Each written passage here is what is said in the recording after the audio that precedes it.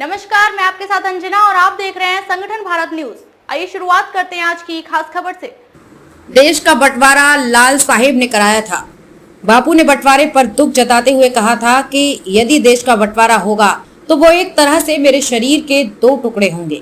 इस बंटवारे में माँ भारती की दो भुजाएं काटी गई थी, जिसे हम लोग कभी भूल नहीं सकते।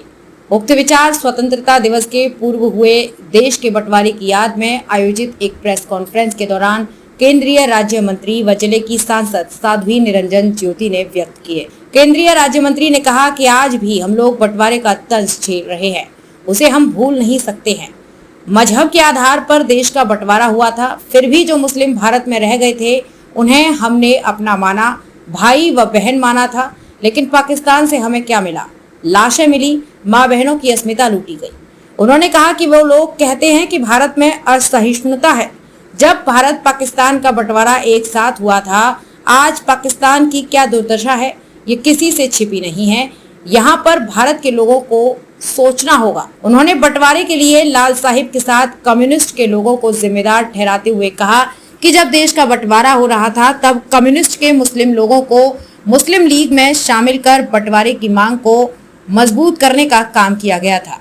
कम्युनिस्ट की विचारधारा भारत की नहीं है, उसे भारत के हितों से कोई सरोकार नहीं, उसे तो अपने आकाओं के इशारे पर सिर्फ काम करना था।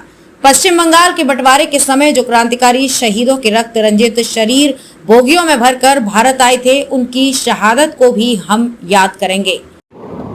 लालसा ने देश का बंटवारा करा दिया।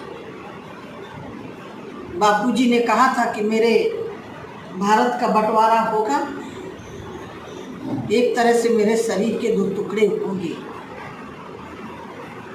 उसमें कम्युनिस्ट भी शामिल थे। कम्युनिस्ट कोई यहाँ की संस्था नहीं है, यहाँ का संगठन नहीं है। ये पूर्णतया विभाजन में इनका भी हाथ रहा। और मुझे जो जानकारी मिली है, कम्युनिस्ट पार्टी के जो मुस्लिम लोग थे उनको मैं मुस्लिम लीग के साथ शामिल करवा दिया कि आज़ादी के इस बंटवारे के लिए आप लोग भी शामिल हो जाओ।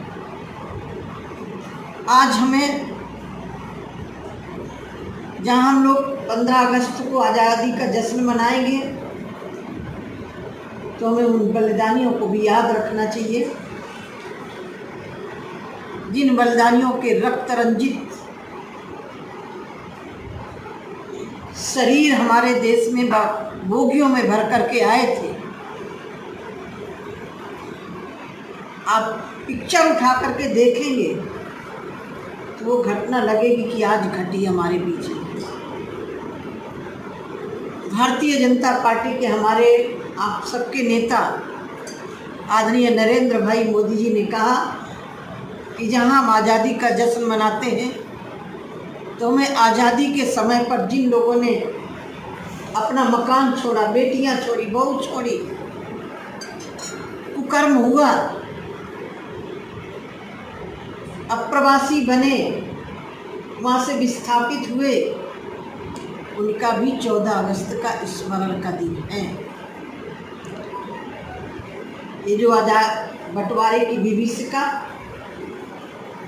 मुझे लग रहा है पुनरावृत्ति न हो, इसके लिए हमारे भारतीयों को जरूर याद रखना चाहिए। उत्तर प्रदेश के फतेहपुर जिले से चमन इरफान की रिपोर्ट। खबरों में अब तक के लिए बस इतना ही। फिर होगी आपसे मुलाकात कुछ ऐसी खास खबरों के साथ। तब तक के लिए नमस्कार और देखते रहिए संगठन भारत न्यूज।